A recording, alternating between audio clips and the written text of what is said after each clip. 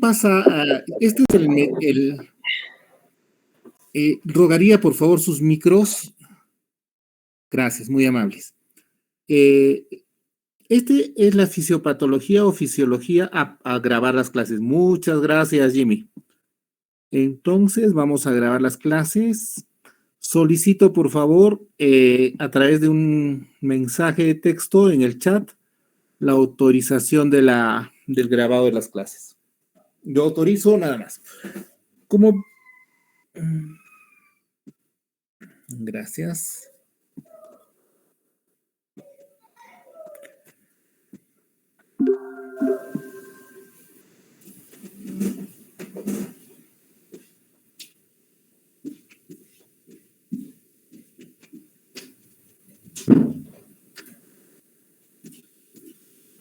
Recordando un poquito de fisiología de hueso, vamos a hacer un pequeño recuerdo de lo que es la osificación o la producción de hueso.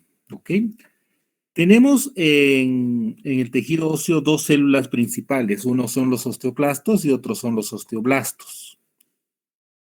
Los osteoblastos van a ser los que van a producir, derivan del tejido mesenquimatoso, que tienen una célula común madre, es una célula madre común con los fibroblastos. Y son los encargados de la síntesis de la matriz ósea. ¿Ok? Esto se da generalmente por factores de estimulantes de colágeno de macrófagos y de interleuquinas. Mecanismos que ya ampliamente los han visto en fisiología, solo esto es un recuerdo. Y por otra parte tenemos los osteoclastos, que son derivados de células eritropoyéticas y se encargan de la resorción ósea. Entonces, en simples palabras, la fisiología del hueso es un equilibrio y una homeostasis entre lo que es la producción ósea y la reabsorción ósea. Así de fácil. En el cual participan dos células, que son los osteoclastos y los osteoblastos. Así de simple, no queremos más complicaciones y es lo que necesitamos saber para la parte de traumatología. ¿Qué es una fractura? Una fractura es una solución de continuidad parcial o total del hueso. ¿A qué se llama parcial? Es decir, cuando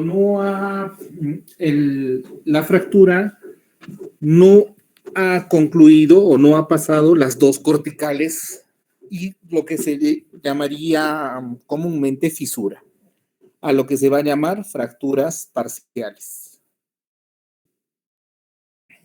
Se dice que todo el aparato locomotor osteoarticular pueden ser dañados. Pueden ser dañados las articulaciones, los músculos, los vasos, nervios, en forma directa a través de un trauma, indirecta a través de una acción terapéutica, lo que sería la iatrogenia. ¿Ok? Entonces, la definición de fractura es la solución de continuidad parcial o total de un hueso. Eso es lo que tenemos que tener en cuenta.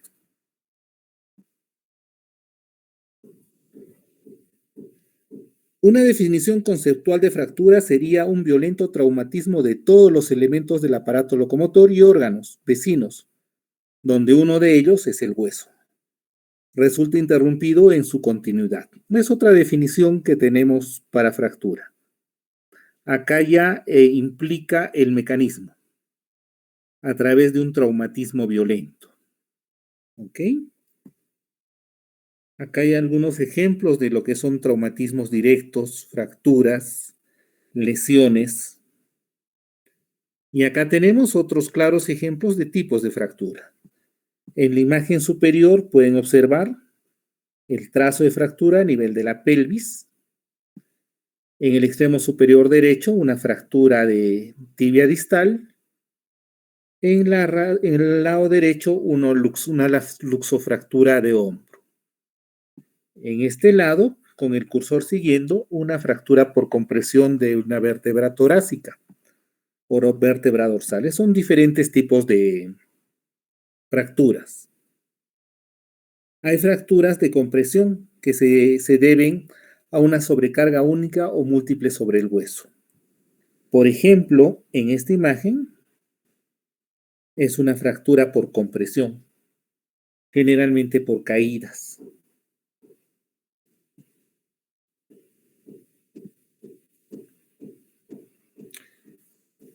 Esto va a dar este efecto de implosión es el responsable del daño de tejidos blandos, además del trauma directo sobre ellos. ¿A qué se refiere esto? Que un traumatismo no solo va a producir lesiones a nivel de partes blandas, sino también puede producir, mejor dicho, de tejido óseo, sino también van a haber un compromiso de partes blandas.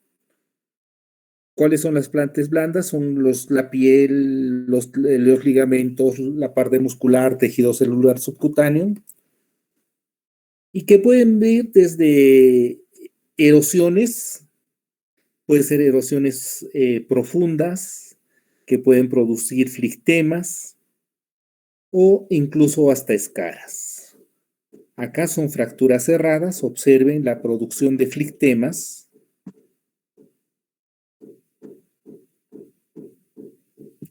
Otro de las lesiones también que tenemos en el aparato osteoarticular son las luxaciones. Una luxación es una pérdida de congruencia articular.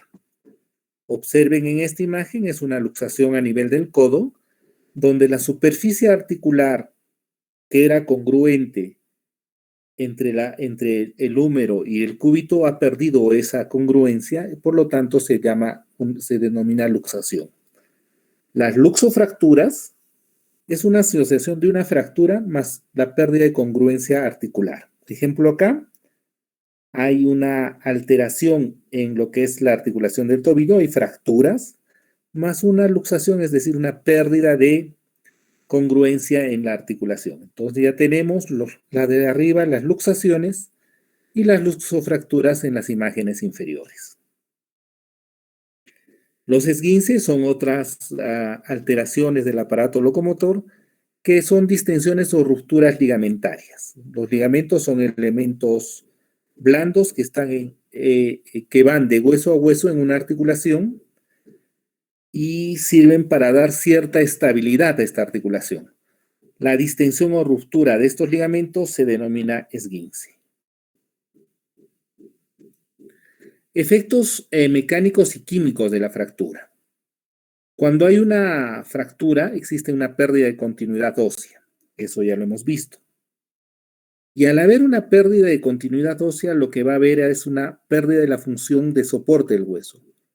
Una de las funciones del esqueleto, propiamente dicha de los huesos, es dar soporte a la economía del cuerpo humano. Y al haber una disrupción en esto, va a haber una pérdida de esta función de soporte. Por lo tanto, al haber una pérdida de continuidad y pérdida de soporte, no va a haber una movilidad patológica, es decir, un movimiento que no se ve normalmente en el miembro, y esto va a producir dolor. Hay que tener en cuenta que las fracturas el hueso tiene dos tipos de circulación, los huesos largos en general. Tenemos la circulación endostal y la periostal. La periostal es la irrigación que se va a dar a través del periosto, que es la capa que va a recubrir el hueso. Y la endostal es la que se encuentra en la médula. A través de estos dos sistemas es la irrigación del hueso. Una vez que hay una fractura, igual que cualquier traumatismo, tiene un periodo inflamatorio con presencia de polimorfonucleares, macrófagos, un hematoma rico en fibrina, colágeno y fibras reticulares.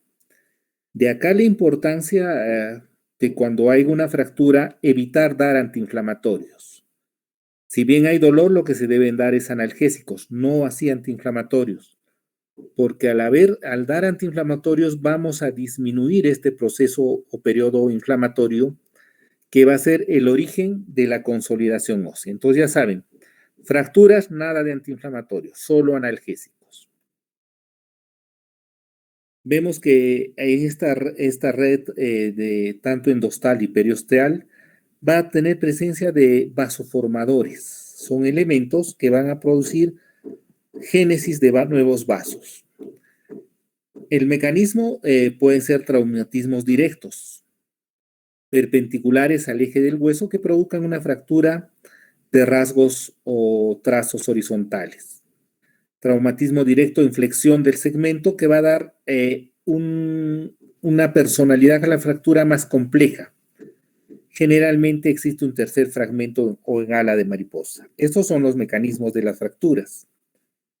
El traumatismo indirecto son fuerzas tangenciales que provocan movimientos de rotación del eje del hueso, generalmente fracturas de tobillo.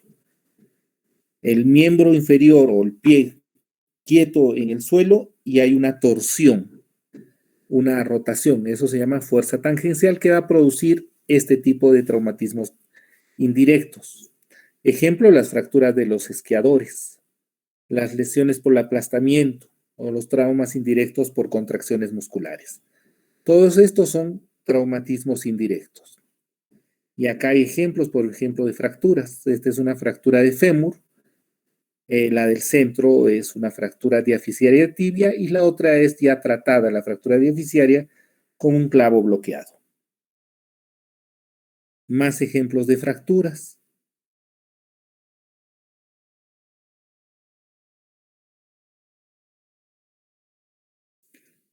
¿Qué facilita que haya una fractura? ¿Qué predispone que haya una fractura?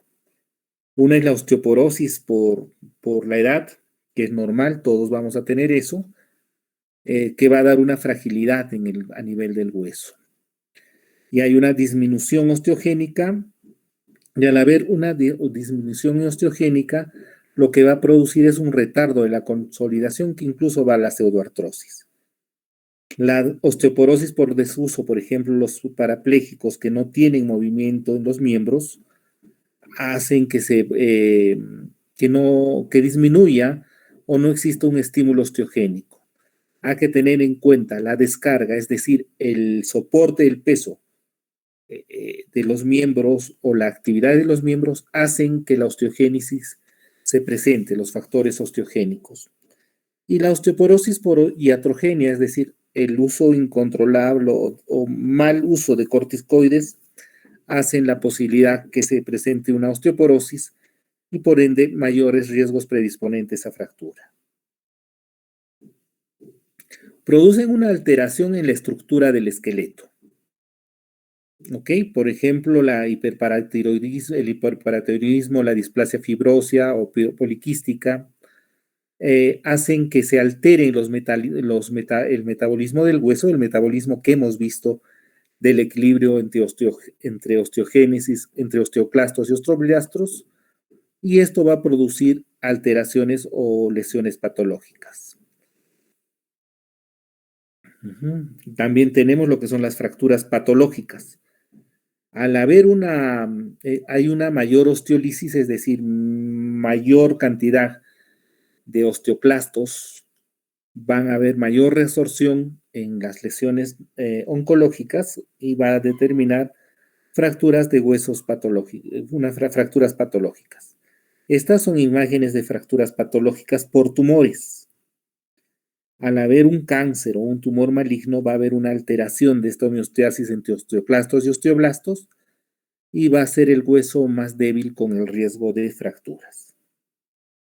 La clasificación, vamos a clasificarla de acuerdo al grado del compromiso de hueso y de partes blandas.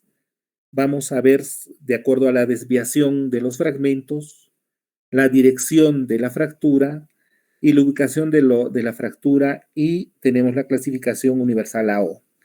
Dentro de los grados de compromiso óseo y de partes blandas tenemos fracturas expuestas y cerradas. Dentro de las fracturas expuestas tenemos grado 1, 2, 3, y dentro del grado 3 de fracturas expuestas tenemos 3A, 3B y 3C. Desviación es de acuerdo a, se divide en desplazadas y no desplazadas. Ahora los vemos con ejemplo.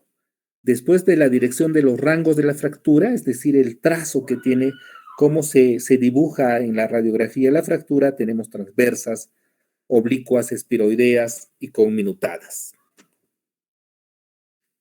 En la ubicación tenemos articulares, epifisiarias, metafisiarias y diafisiarias. Y una clasificación universal de la AO que la vamos a ver también. Rangos articulares. Tenemos, de acuerdo al trazo, por ejemplo, transversas, oblicuas, espiroideas, conminutadas. También tenemos las fracturas segmentadas, que es decir, un hueso largo va a tener dos fracturas y un segmento intermedio. Eso se llama fracturas segmentarias. Fracturas impactadas y otro tipo que se llama abulsiones. Cuando un pedazo de hueso donde se inserta un músculo, un ligamento, por acción del ligamento o del músculo, va a abulsionar, va a jalar un pedazo de hueso. Entonces, según los rasgos de la fractura, trazo de fractura, tenemos transversales, oblicuas, espiroideas, conminutadas, segmentadas, impactadas y las por abulsión. Por la ubicación, tenemos diafisiarias, metafisiarias y epifisiarias. Metáfisis es la unión entre la diáfisis y la epífisis. ¿Ok? Esta es la clasificación universal AO. ¿Y cómo funciona esto? Vamos a ver. Esta es la clasificación que ya hemos visto un poquito con los que han rotado prácticas. El esqueleto humano sirve para la clasificación de huesos largos generalmente. Va a haber 4 segmentos principales. El brazo es el segmento 1, el antebrazo es el segmento 2, el segmento 3 es el fémur y la pierna es el 4. ¿Ok? Ahí tenemos claro. A la vez, cada segmento, el 1, el 2, el 3, el 4, cada uno de ellos se divide en 3 partes. El extremo proximal es 1, el extremo medio o diafisiario es el 2 y el distal es el 3. Así, si es una fractura de húmero proximal sería 1, 1. Si es de un húmero diafisiario sería 1, 2 y si es de un húmero distal sería 1, 3. En caso del fémur, es el segmento 3. La parte proximal, 1. Parte diafisiaria, 2. Parte distal, 3. Sería un 3, 1 si sería una fractura de fémur proximal. 3, 2 fractura fémur diafisiario y 3, 3 fémur distal. ¿Ok? Entonces ahí ya tenemos claro qué es el tipo y después vienen los tipos. El tipo, generalmente los tipos se dividen en los tipos A son las fracturas simples. Puede ser una fractura, ya hemos visto, oblicua, sería A, una tercer fragmento B y una conminutada C. También tenemos otro tipo de clasificación de las fracturas simples. Las A, que son simples, se pueden subdividir en A1 cuando el trazo es espiroideo. En A2, si el trazo es oblicuo, es decir, menos de 30 grados. Perdón, más de 30 grados oblicuo. Y la transversa cuando es, mayor a 30 grados, la angulación de la fractura es oblicua y menor a 30 grados es transversa. Entonces, A es un trazo simple que se subdivide en A1, A2, A3. A1 es un trazo simple espiroideo, A2 oblicuo, A3 transverso. Es una clasificación que vamos a ver segmento por segmento. Es necesario que tengan una imagen de esto. Les voy a pasar, terminando la clase, a través de la coordinadora, un apps que lo pueden bajar de internet, que les da las clasificaciones de todas las fracturas. ¿Ok? Es más fácil, uno, por ejemplo, aparece un dibujito, aprieta el hueso y aparecen toditas las clasificaciones. Es cómodo y les va a servir. Da clasificación y da tratamiento de la fractura. La clínica, cuando hay una fractura, generalmente hay dolor, impotencia funcional, deformidad y pérdida del eje. Una fractura de radio distal, dolor por el antecedente de la caída, impotencia funcional, ya saben por qué se debe la impotencia funcional, pérdida de estabilidad y por ende dolor por la... y no hay función por el dolor. La deformidad por la pérdida de arquitectura del hueso y la pérdida del miembro por el mismo trazo de fractura. También podemos ver equimosis. Crépito óseo es cuando uno agarra y crack, crack, es como si agarrase a través de una tela papel celofán, esa sensación. Y la movilidad anormal del segmento, es decir, cuando la pierna, por ejemplo, se mueve en su parte media, eso se llama movilidad anormal del segmento. Miren, este tobillo es una luxofractura de tobillo. El diagnóstico de las fracturas generalmente se van a dar por el antecedente traumático. He sufrido una caída, me ha atropellado un carro, he caído de las gradas. Y el gol estándar para las fracturas es el diagnóstico de imágenes. Por lo cual vamos a través de este diagnóstico por imágenes, que es la radiografía, vamos a poder clasificar el trazo de fractura. Y por ende, al tener la clasificación, vamos a poder dar un tratamiento. Toda clasificación que tiene que darnos un tratamiento y un pronóstico y un tratamiento. Las alternativas de las tomografías, sobre todo en articulaciones, en fracturas articulares. Catherine, ¿puede observar usted esta fractura de la imagen? Doctora Catherine Marión. Sí, sí, doctor, sí se ve. A ver, ¿qué trazo sería? Es un oblicuo. ¿Es una oblicua desplazada o no desplazada? No desplazada, doctor. Perfecto. ¿Y de la clasificación AO qué sería? ¿Qué segmento la pierna? El tercer segmento. No, el segmento medio, creo que. Es el segmento medio. Recuerden, brazo es 1, antebrazo es 2, muslo es 3, pierna es 4. Esta es una pierna, sería un 4. Es 4. Sí, Y en la segmento parte 4 media, y la parte 1. El 2. ya entonces sería una 4, 2. 4-2, ¿ok? Perfecto, más o menos así es las clasificaciones AO. Es una clasificación universal. ¿Qué significa eso? Este idioma de 4-2 lo hablan acá, lo hablan en la China, en Estados Unidos o en Europa. Entonces es necesario que nos afiancemos un poquito en eso de las clasificaciones. Gracias, doctora, por su participación. ¿En qué consiste el tratamiento de una fractura? Lo ideal es alinear la extremidad. ¿Recuerdan? Había una movilidad anormal. Es estabilizar ese segmento óseo. Analgesia es evitar el dolor o anular el dolor o disminuir el dolor. Evaluar el compromiso neurovascular. Recuerden, una fractura con un traumatismo no necesariamente solo afecta el hueso, sino tejidos vecinos. Y dar un tratamiento definitivo. Ese es el tratamiento de una fractura. Alinear la extremidad, dar analgesia, estabilizar el segmento óseo, evaluar el compromiso neurovascular y determinar un tratamiento definitivo. En caso de las expuestas, aparte de alinear las extremidades, la analgesia y la estabilización, hay que hacer las limpiezas quirúrgicas, dar la profilaxis antitetánica y antibióticos. Esa es la base de la traumatología. Alinear la extremidad, dar analgesia, estabilidad del segmento óseo, determinar que no haya compromiso vascular o nervioso y dar un tratamiento definitivo a la fractura. Y dentro del tratamiento de las fracturas, esto es lo que ustedes van a tener que reconocer.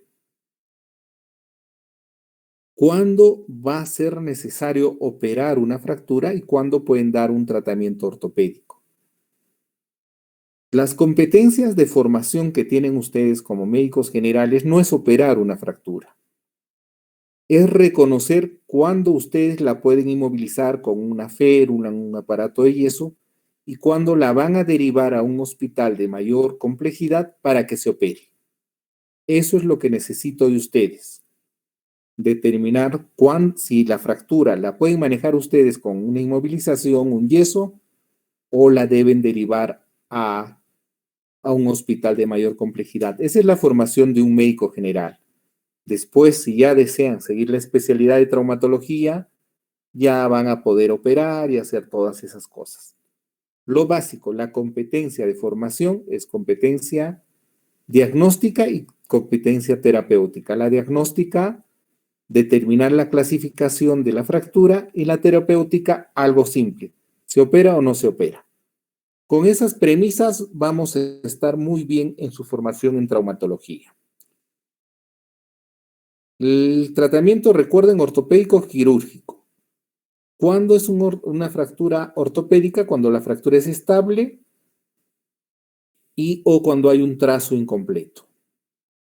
Quirúrgica, los principios de la osteosíntesis. Osteosíntesis es la técnica quirúrgica a través de la cual se junta el hueso a través de un sistema externo, ya sea placas, tornillos, clavos endomedulares. Y los principios de esta osteosíntesis, de esta técnica que se llama osteosíntesis, es la reducción de la fractura y la reparación anatómica. Reducción de la fractura significa lo que está desplazada, alinearla, ponerla en su sitio. Y al hacer esta reducción, recuperamos la parte, la estabilidad anatómica de la fractura. Lograr estabilidad con la fijación, es decir, que la placa tornillo que utilicemos va a hacer que la fractura no se mueva. Eso es estabilidad. Preservar el aporte sanguíneo del hueso y tejidos blandos. ¿Recuerdan el periósteo y el endósteo que daban nutrientes e irrigación al hueso? En lo posible, una vez que se haga este sistema o esta operación que se llama osteosíntesis, no debemos dañarlos. Eso se llama preservar el aporte sanguíneo. Y lograr una movilidad rápida de las articulaciones vecinas, sobre todo, del paciente. Esos son los principios de osteosíntesis. Es una pregunta de examen, anótenla bien. Y acá tenemos diferentes mecanismos de estabilización. En la imagen superior izquierda pueden observar un mecanismo de estabilización que se llama fijación externa. Es una osteosíntesis. En este lado encontramos una férula de yeso, que es un mecanismo de estabilización, un aparato estabilizador. En este inferior izquierdo encontramos un aparato de yeso, que es también un mecanismo de estabilización. Una férula, una órtesis, también es un mecanismo de estabilización. Esto se llama osteosíntesis. A ver. Deme 2 minutos, vamos a tenerlos todos en línea. Gabriela, doctora Ana Gabriela, ¿está por ahí? Sí, doctor, presente. Ve la imagen que tenemos acá, ¿qué sería? A ver, ¿cuál sería su diagnóstico? La radiografía superior izquierda. Doctor, sería una fractura simple, sin desplazamiento, de tipo, según la clasificación AO, 4-2. Una 4-2, ya. Esto es una fractura de tobillo que merece otra clasificación. Dice es una fractura. Muy bien, gracias. Gracias, doctora. Doctora Susan Palomino, ¿qué puede observar en esta radiografía, en la superior izquierda? Ya nos ha dicho la compañera, la doctora, que hay una fractura. ¿Qué más podría observar usted? Doctor, que hay una fractura, como dijo, sin desplazamiento. O bueno, sí hay un ligero desplazamiento. Ya, ¿qué más? Solo en la parte izquierda, ¿no, doctor? No, sí, solo la radiografía de la parte izquierda.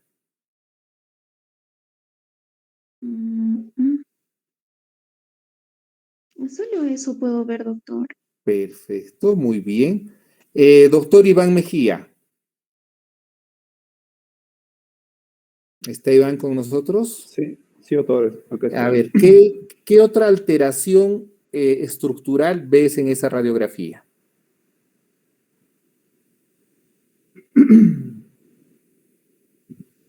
En la parte de arriba, doctor, ¿no? Esta, ven La placa. exacto, en la placa La placa. radiográfica. Ujú. Mm, ah,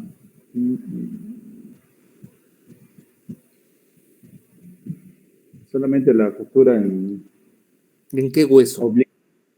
Ah, ya. Qué hueso.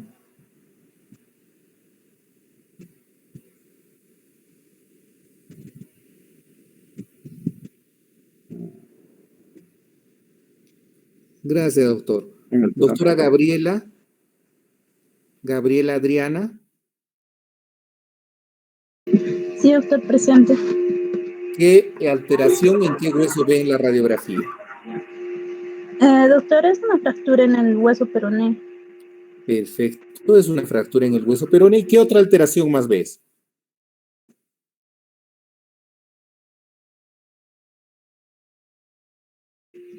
Solo llego a ver, doctor, la fractura.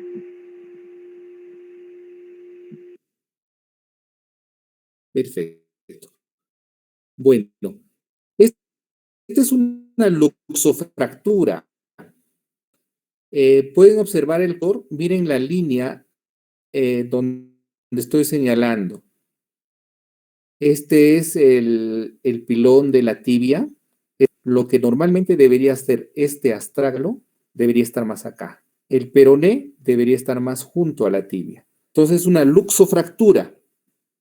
¿Ya? Esto van a observarlo ahora que aprovechen que hay tecnología, entren a internet unos 10 minutos todos los días que puedan y vean fracturas. Escójanse fracturas para determinar cuál es lo normal y cuál es lo no normal. Es una luxofractura de tobillo. Efectivamente hay una fractura del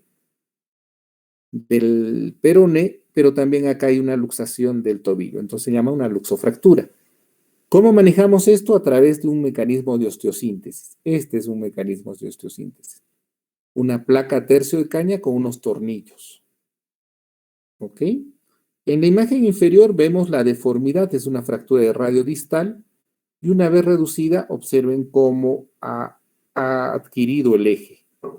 Hay una ruptura de eje y acá hay una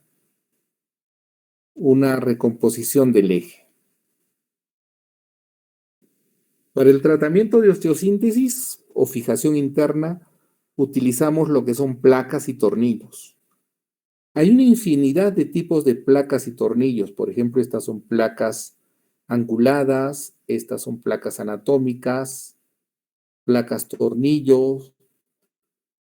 Vamos a tener una clase o media clase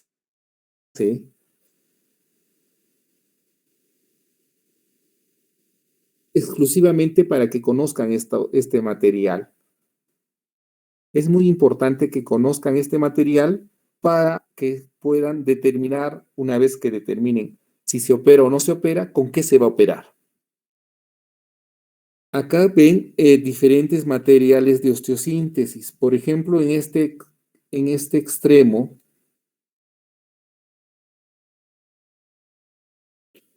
vemos una placa tornillo. Se llama, esta es placa y este es su tornillo. Se llama DHS.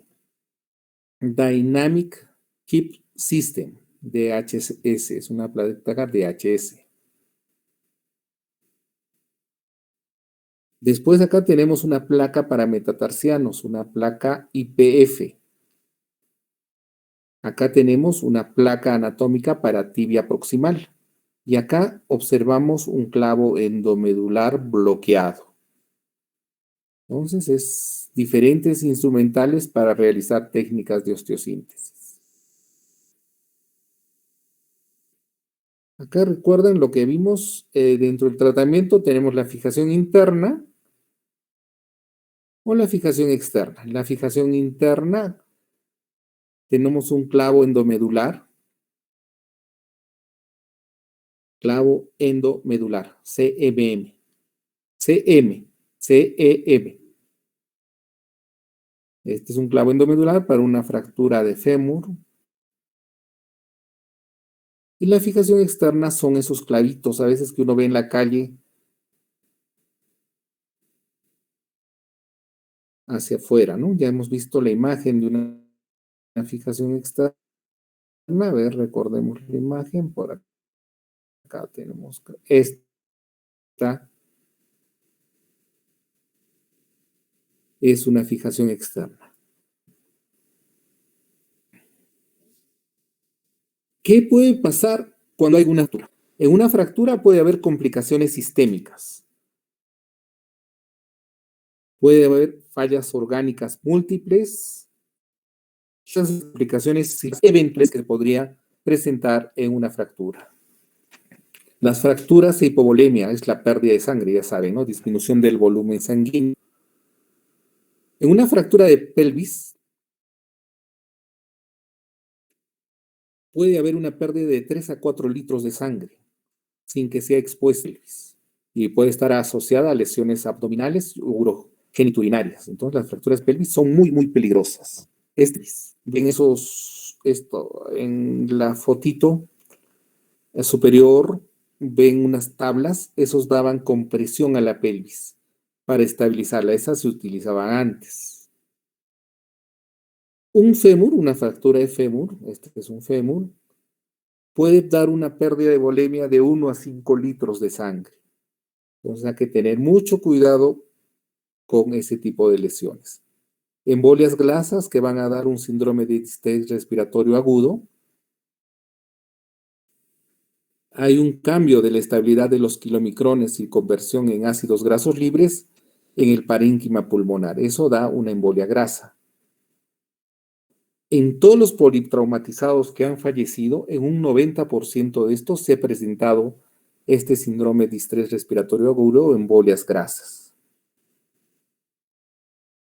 Ya a veces se presenta en del 0,5 al 2% de fracturas de huesos largos. Un fémur tiene la posibilidad de casi de un 2% de cada 100 fracturas de fémur, en 2 se va a presentar este problema de embolias grasas. Tromboembolismo pulmonar es el alojamiento de un coágulo en la arteria pulmonar, obstruyendo el flujo sanguíneo del pulmón. ¿Qué se debe hacer en este caso para evitar estos tromboembolismos pulmonares? Es la compresión neumática del miembro inferior en el preoperatorio, es decir, vendaje, vendas elásticas, la movilidad precoz, es decir, operarlo y el paciente sentarlo, hacerlo parar lo más antes posible, y la profilaxis con heparina o con heparinas de bajo peso molecular. Complicaciones locales. O sea, cerca a la fractura, generalmente son lesiones vasculares, síndrome compartimental, algo distrofia y alteraciones de la consolidación o pseudoartrosis. A lo que hay que tener cuidado es el síndrome compartimental y las infecciones.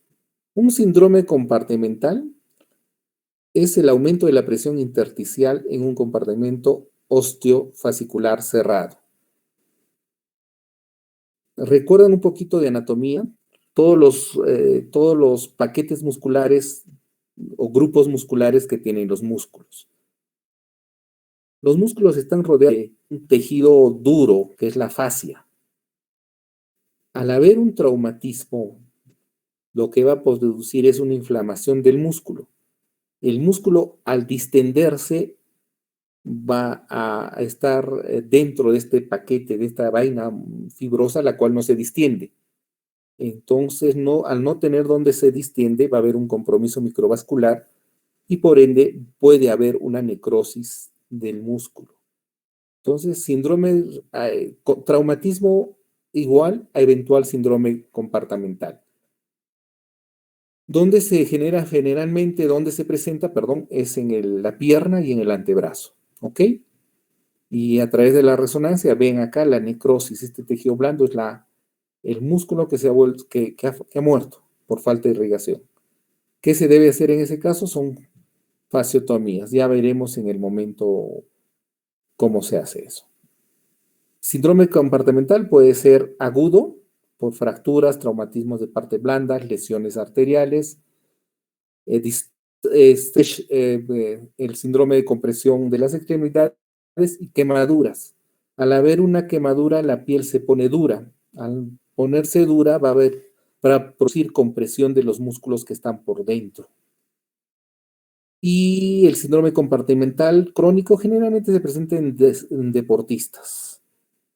Es un compromiso vascular crónico. Vimos que el síndrome compartimental se produce un incremento de la presión tisular, reducción del flujo sanguíneo capilar y la necrosis tisular por hipoxia o anoxia. Esta es la fisiopatología de un síndrome compartimental. Esto es necesario que sepan. ¿Cómo identificar un síndrome compartimental? A veces van a hacer su año de provincia, van a estar lejos, viene alguien accidentado y ustedes tienen que determinar la emergencia. Va a haber un dolor desproporcionado. Incluso le mueves un dedito y duele. Va a haber una disminución del pulso, disminución del llenado capilar y va a haber parestesias. Vamos a encontrar una piel brillosa. ¿Ok? ¿Cómo se puede monitorizar este síndrome compartimental? Hay aparatos. Hay unos aparatos que miden la presión intracompartimental. No los tenemos. Es difícil que los tengan en donde vayan a trabajar al hacer su serum o estar de médicos generales. Es difícil tener este aparato. Entonces, ¿cómo se van a guiar? Netamente ante dolor exquisito, disminución de pulsos, llenado capilar enlentecido.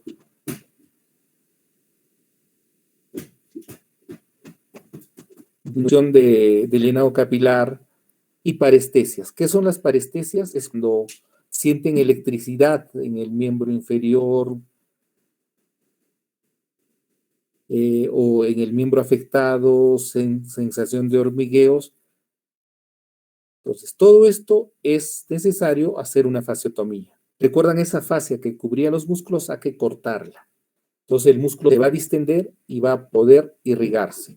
Hay que tener cuidado de yeso compresivo. Las quemaduras en toda la circunferencia del miembro pueden darnos un síndrome compartimental. Entonces, mucho cuidado con eso. Dentro de las fracturas tenemos complicaciones tempranas y tardías. Las tempranas, fallas orgánicas múltiples, lesiones neurovasculares, shock hipovolémico, las embolias grasas, los tromboembolismos, síndromes compartimentales y las úlceras de estrés. Las úlceras de estrés son aquellas úlceras que se van a producir a nivel del aparato digestivo por excesiva producción de catecolaminas, ¿no? Entonces, toda fractura, recuerden siempre darle un bloqueador de bomba. Puede ser la ranitidina o bloqueador de bomba de protones, ranitidina, omeprazol, lansoprazol, cualquier bloqueador de bomba. ¿Ya? Lesiones, las tardías, lesiones vasculares nerviosas, la infección, la algodistrofia o síndromes regionales. Es un tema que tienen que leer ustedes, es un tema muy interesante que generalmente se ve en la parte de reumatología, algodistrofias. Consolidaciones viciosas, es decir, que el hueso va a pegarse, va a consolidar, pero en una posición no adecuada. Y el retardo de las consolidaciones o pseudoartrosis es la falta de unión, pseudoartrosis de una fractura. Esto son dentro de las complicaciones tardías de las fracturas. Acá tenemos algunos ejemplos. A ver, ¿hay algún compañero doctor que haya hecho la primera rotación conmigo de práctica?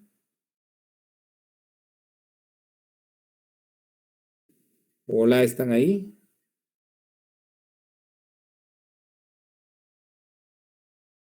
Hola, ¿se han dormido? No, doctor, aquí está. No, doctor. No, doctor. A ver, ¿quién ha rotado el primer grupo de rotación? ¿Un voluntario?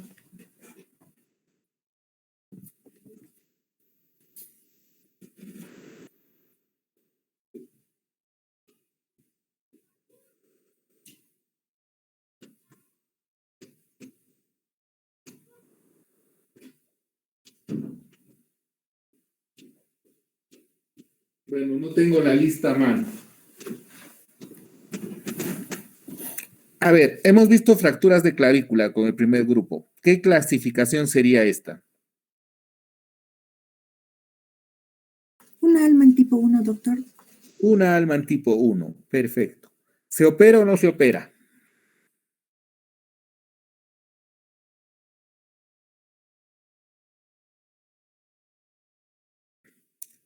¿Recuerdan las indicaciones de cuáles se operaban y cuáles no? Sí se opera, doctor. Sí se opera, doctor. ¿Por qué Cabal- se opera?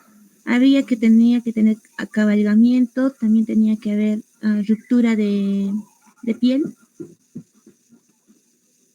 Tenía que tener también un espacio de mayor a 2 centímetros, si mal no me equivoco.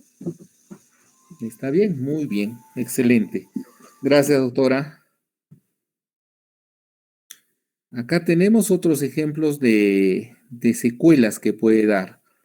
Miren, por ejemplo, esta es una fractura conminuta de los deditos, donde hay una alteración y pérdida de consistencia ya de toda la arquitectura articular, y eso procede a hacer una artrodesis. ¿Qué es una artrodesis? Es fijar la articulación en una posición rígida, en una posición funcional.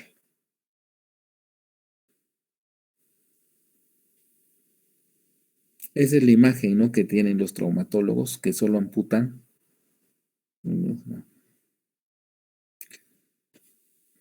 La consolidación ósea, es decir, es el proceso de regeneración gradual y continua por el cual la solidez y resistencia de un tejido óseo fracturado es restaurado.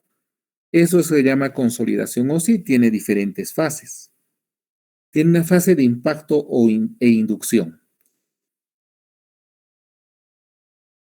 La primera parte de la fractura es un inicio del estrés y la disipación de la energía.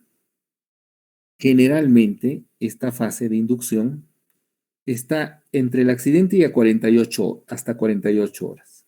Es la formación del hematoma fracturario y que ahí comienza el proceso de osteoinducción. Hay migración de células mesentimentosas, proliferación celular local y comienza la diferenciación celular. La fase inflamatoria generalmente va desde el segundo día hasta la segunda semana. Hay una limpieza del foco de la fractura para la preparación del terreno para la consolidación. ¿Cómo se limpia este terreno? A través de la llegada de células inflamatorias, macrófagos, polimorfonucleares, mastocitos, y esto va a producir una degradación del hematoma fracturario. Y a su vez hay una proliferación vascular, aumento de células vasculares. Tenemos una tercera fase que es la fase de formación del callo blando.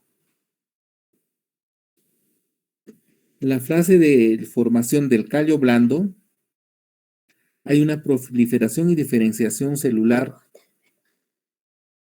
con aumento de la proliferación vascular. 2 a 3 semanas, dura de 2 a 3 semanas, y en este proceso de proliferación se pone en marcha donde se encuentra el periósteo, recuerdan el periósteo, el endoosteo y tejidos circundantes vasculares. Es una fase proliferativa. Aparecen osteoclastos, osteoblastos, condroblastos.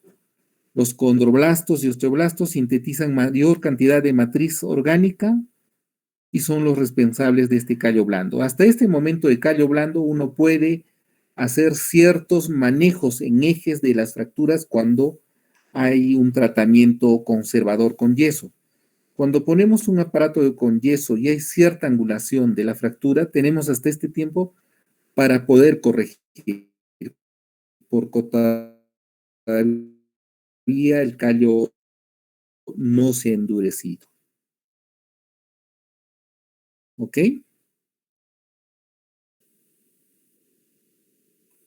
Y después tenemos una fase de formación de callo duro.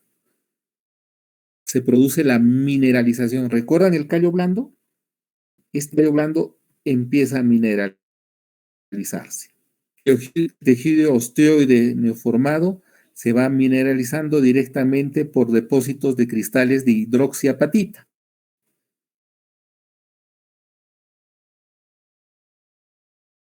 Esta hidroxiapatita va a ser, digamos, el mineral en donde similar siguen los modelos cartilaginosos del feto. ¿Ok? Fase de remodelación, esta fase de remodelación dura meses, a veces incluso años. Es trabéculas neoformadas. Las trabéculas que en un principio estaban dispersas empiezan a reorientarse y va a formarse también lo que es la cavidad medular en los huesos largos. Y eso es el proceso de remodelación. La consideración clínica. Cuando decimos el hueso está consolidado, cuando la fase de cicatrización permite la función normal, sin dolor, sin movilidad anormal, sin uso de soporte externo. Cuando cumple estos requisitos, decimos el hueso está consolidado. Esto no implica que el proceso que hemos visto esté finalizado. La consolidación ósea es anterior a la consolidación histológica. Los procesos de la consolidación ósea ya tienen los factores biológicos, los factores mecánicos. ¿Cuándo puede producirse un retardo de la consolidación? Es decir, todas estas fases que nos hemos dado fases en tiempo se van a alterar.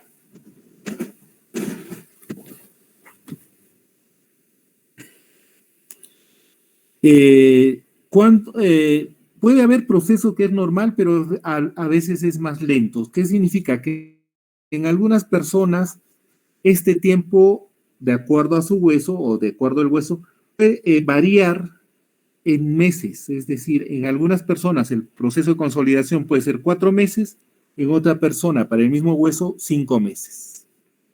Entonces, es variable. No se puede decir que está mal o bien, sino que tienen grados o rangos de variabilidad. ¿Cuándo se dice que no hay un retardo de consolidación? Cuando hay dolor y movilidad anormal, es decir, en un tiempo X, que normalmente para otras personas ya haya consolidado, pero para esta persona persiste el dolor y sigue moviéndose el fragmento fracturario. Y en una radiografía hay descalcificación de los cabos óseos, hay un callo incipiente, el canal medular está abierto y no hay fibrosis en los extremos óseos. Eso es a través de la radiografía.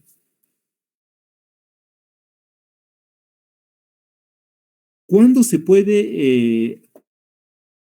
puede haber una falta de consolidación? Cuando hay una interrupción en proceso de consolidación. Generalmente el margen que nos damos es 6 meses. A partir de los 6 meses es el tiempo exacto. No hay una consolidación, estamos hablando de una pseudoartrosis. ¿Ok? Y acá hay algo importante. Hay un término que se llama retardo de consolidación y el otro es la falta de consolidación o pseudoartrosis. Generalmente un retardo de consolidación va a ir a una pseudoartrosis, a una falta de consolidación. Solo que le llaman retardo de consolidación para que el cirujano tenga, digamos, ciertas esperanzas que la fractura no va a pegar, va a pegar, mejor dicho. ¿Qué factores influyen en la falta de consolidación cuando el hueso no pega? El estado general del paciente, es decir, el estado nutricional que tiene el paciente, el estado de vascularidad que tiene el paciente, la injuria inicial, es decir, si la fractura ha sido por alta energía, por ejemplo, un accidente de tránsito, tiene menos posibilidad de consolidar que una fractura por una caída simple. El manejo de la fractura. ¿Qué significa el manejo de la fractura? Si no la estabilizamos, recuerden la estabilidad de la fractura, la inmovilidad de la fractura, es posible que llegue a la pseudoartrosis. Y factores farmacológicos, el uso de algunas drogas que retardan la consolidación, como son los corticoides. Estado de paciente, el sexo, no hay estudios específicos entre varón y mujer que determine la pseudoartrosis. Es decir, hay igual posibilidad tanto para damas y caballeros que produzcan una pseudoartrosis. En la edad, la consolidación es mucho mejor en los niños que en los adultos. Está relacionado con la celularidad y vascularidad del periósteo. El periósteo, esa capita que cubría los huesos, en el niño es gruesa. Hay mayor vascularidad. Hemos dicho la mala nutrición, la deficiencia de proteínas van a hacer que el hueso largo incremente. La diabetes está asociada a la falta de consolidación. La deficiencia de hormona de crecimiento también está en relación con las alteraciones de la consolidación ósea. El estado de la extremidad previa a la lesión es, recuerden, cuando los tejidos blandos a través de los cuales llega la vascularización a los huesos, el periósteo, puede haber una alteración en este y va a haber una disminución de la llegada de oxígeno. Cirugías previas, radiación, enfermedades vasculares también hacen este tipo de lesión. Calidad muscular y grosor del tejido adiposo. Hay que ver el huesito cuán almohadillado está, si tiene buena masa muscular, la posibilidad de consolidación es mayor. Igual si tiene buen tejido adiposo. Injuria inicial, recuerden el tipo de fractura que ha sido la primera fractura, si es por impactos grandes, por caídas de altura. Eso va a dar un pronóstico.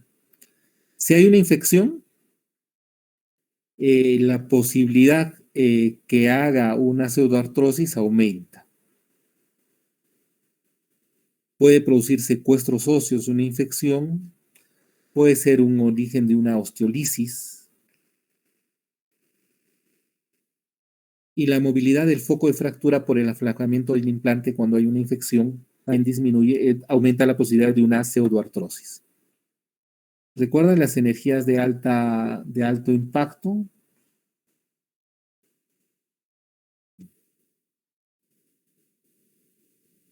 Acá tenemos, por ejemplo, ¿qué puede darnos un mal pronóstico con una fractura?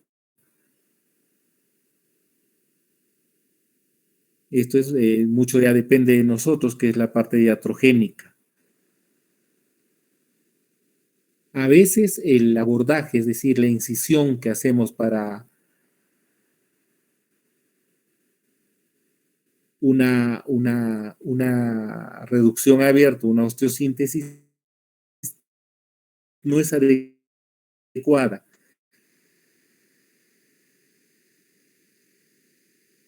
Desperiostizamos mucho, es decir, limpiamos mucho esa capita de periósteo que está encima del hueso y por ende vamos a disminuir la circulación del hueso y la producción de una pseudoartrosis. ¿Ok?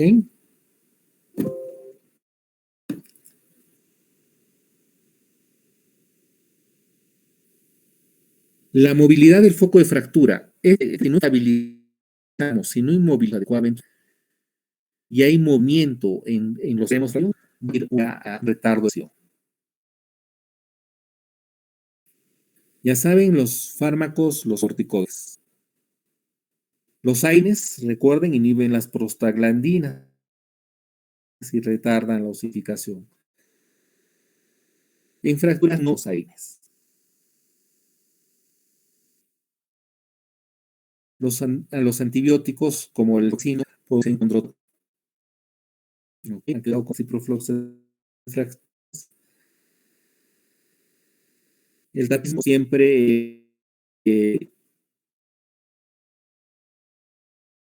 el tabaquismo va a venir que vendría a ser y la oligófica que hunde la cero. ¿Ok? Aún es una cosa diferente. Por ejemplo, la se debe a la falta de estabilización de la fractura.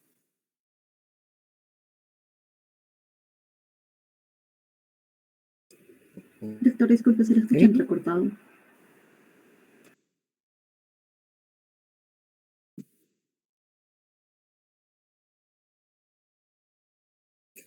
Acá tenemos otra clasificación.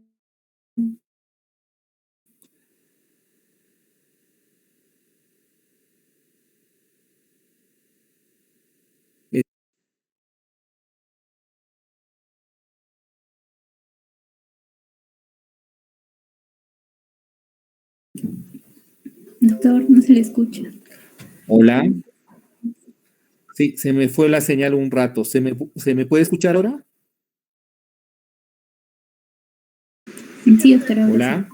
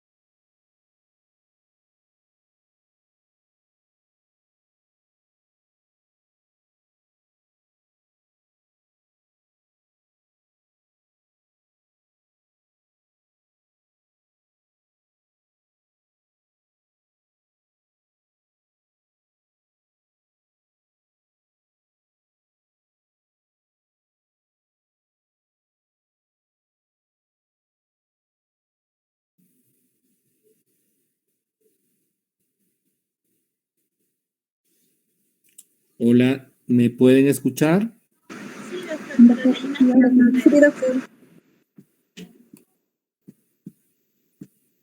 Ok, entonces la de Pelley tenemos la tipo A y la tipo A y la tipo B.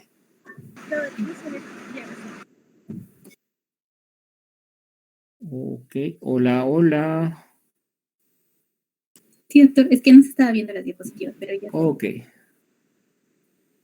Entonces ya tenemos si ya pueden visualizar, tipo A y tipo B, ¿ok?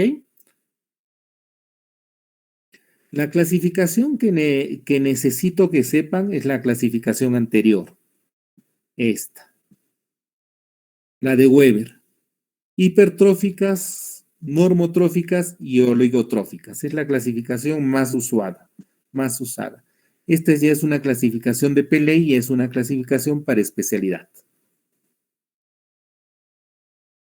El diagnóstico evalúa las características iniciales, cómo estaba la fractura antes y adelantarse. Generalmente con los ojos que adquieran con el tiempo, ustedes van a determinar cuál fractura va a ir a la pseudoartrosis o no. ¿Cómo se saca el diagnóstico? Es por radiografías, pueden usar tomografías, la resonancia magnética o la cintigrafía ósea. Generalmente la tomografía y la resonancia se utiliza cuando hay dudas. A través de una radiografía es suficiente. La vitalidad, estabilidad, movilidad del foco, recuerden, esto es lo que nos va a dar pseudoartrosis. si está estable, si la estabilidad es suficiente o insuficiente, si hay una movilidad del foco, es decir, la parte de la fractura se mueve o no se mueve, si hay infección, las partes blandas, si están comprometidas o no, cómo está el hueso, si ha perdido hueso, si hay separación en el fragmento fracturario, si hay deformidades como acortamientos, angulaciones o rotaciones después de los 6 meses, nos va a dar un diagnóstico de pseudoartrosis. La pseudoartrosis, el tratamiento es dar una estabilidad suficiente, solucionar la infección y una adecuada cobertura cutánea. Y el aporte óseo que generalmente se da a través de injerto. El injerto va a ser un osteoconductor. La estimulación de la consolidación generalmente se va a dar por métodos biológicos, mecánicos o métodos físicos. En método biológico tenemos osteogénicos, osteoinductores y osteoconductores. Los osteogénicos son autoinjertos, aloinjertos o médula ósea. Es decir, pedazos de hueso que sacamos de otra zona y ponemos ahí. Los aloinjertos nos venden huesos cadavéricos y se pone ahí. Y la médula ósea, la aspiración de médula ósea en la zona de la pseudoartrosis nos da osteogénesis. Osteoinductores son sustancias, proteínas. La BMP, o las citoquinas, son sustancias que en la actualidad las venden y sirven como osteoinductores. Y osteoconductores tenemos el fosfato tricálcico, la hidroxiapatita, combinaciones de calcio y fósforo y combinaciones de colágeno. Todos estos elementos los tenemos en el Perú y se utilizan para el tratamiento de la pseudoartrosis. El mecanismo, los métodos mecánicos, si hay una pseudoartrosis, podemos hacer el clavo endomedular fresado, estabilizar mejor la fractura, el alineamiento, evitar las rotaciones y carga precoz. Recuerden, cuando hay una carga precoz, es decir, que pise el paciente o utilice la mano, estimula la consolidación ósea. ¿Ok? El fresado, que es al hacer un fresado se produce, ¿qué es un fresado? Es raspar el canal medular. Este raspado de canal medular nos va a dar éxito, miren, casi de un 100% de una pseudoartrosis de hueso largo. Métodos físicos, la estimulación con corriente es muy buena, efectiva en la hipertrófica. Generalmente esto no lo manejamos adecuadamente en el Perú, no lo hacemos, pero es para que tengan conocimiento. El ultrasonido regularmente usado, lo que va a producir es una estimulación mecánica de los fibroblastos. ¿Ok? Es barato.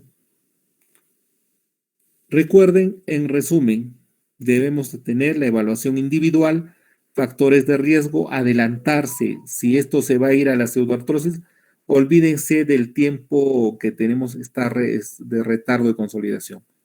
Si pensamos que no va a soldar o no va a pegar la fractura, intervenirlo, ya sabemos con qué. Ok. Este es un tema un poquito árido, no es muy bonito, es un poco aburrido, pero es parte de la currícula. ¿Preguntas, dudas que tenga hasta el momento?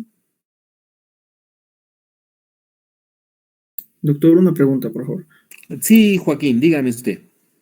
Doctor, en el caso que nos mencionaba que un paciente, por ejemplo, nosotros nos encontramos en nuestro serum y viene un paciente con una fractura y nosotros sospechamos de un síndrome compartimental, por lo que hay que derivarlo al hospital a que lo manejen, ¿cómo nosotros le podríamos aliviar o cómo podríamos manejarlo ese mismo momento antes de derivarlo? Ya, primero depende dónde están ustedes. ¿Ya? Depende en dónde estén y qué medios tengan ustedes.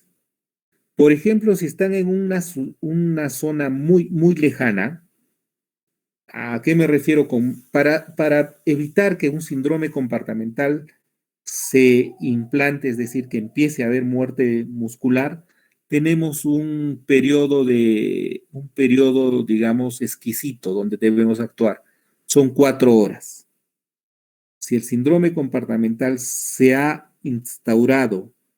Tenemos 4 horas para actuar. ¿Qué significa? Si estás en Calca o en Urubamba, lo inmovilizas, le pones una férula y lo mandas al Cusco. Pero si estás a más de 4 horas de un hospital grande, por ejemplo, estás internado, ¿qué te digo?, en Iberia, en frontera con Brasil, donde sabes que no va a llegar a un lugar,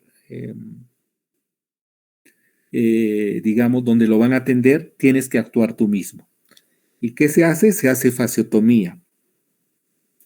Limpias bien la pierna o el antebrazo, usas anestesia local en la piel, infiltras la piel como para suturar y haces un corte. El corte tiene que ser con un bisturí hasta la aponeurosis y la liberas. Lo envuelves bien y lo mandas a un hospital grande. Porque recuerda, solo tienes 4 horas para actuar. Por ejemplo, el paciente se ha caído hace 2 horas, te llega recién, ya son 2 horas menos. Que lo mandes hasta el Cusco, ¿en cuánto tiempo va a llegar desde ahí? 6 horas, por ejemplo. Entonces ya llegaría al Cusco con la pierna o el brazo muerto, con secuelas severas. Entonces, ¿qué tienes que hacer? Es anestesia local y haces una incisión en el eje del miembro. Haces una incisión hasta la aponeurosis y vas a ver cómo el músculo sale a través de la herida. Le pones gasas bien limpias, le pones las gasitas, lo vendas sin hacer compresión y lo mandas recién. Y ahí ya has salvado un miembro. Pero si estás en una zona cercana, la inmovilización de la fractura y lo mandas al hospital. ¿Qué tienes que tener para reconocer? Las parestesias, el aumento de volumen del miembro, las parestesias, aumento de dolor, el dolor exquisito. Como les digo, ¿cómo se reconoce? Por ejemplo, en la mano, empujas los dedos y hay dolor. El solo hecho de empujar los dedos hay dolor. Hay un aumento de volumen, se ha hinchado bastante el antebrazo, en la coloración de la piel es brillosa, los pulsos o llenado capilar están disminuidos, es síndrome compartamental. Y el antecedente, ¿no?, de la caída, la fractura. Espero haber contestado tu pregunta, Joaquín. Sí, doctor, muchas gracias. Ok. ¿Alguna otra duda que tengan?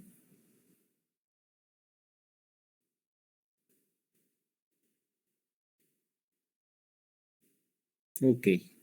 Si no hay más dudas, nos estamos viendo el próximo miércoles, por favor, 2:30 de la tarde, 14:30, con el grupo de práctica. Mañana nos estamos viendo a jueves 11 de la mañana.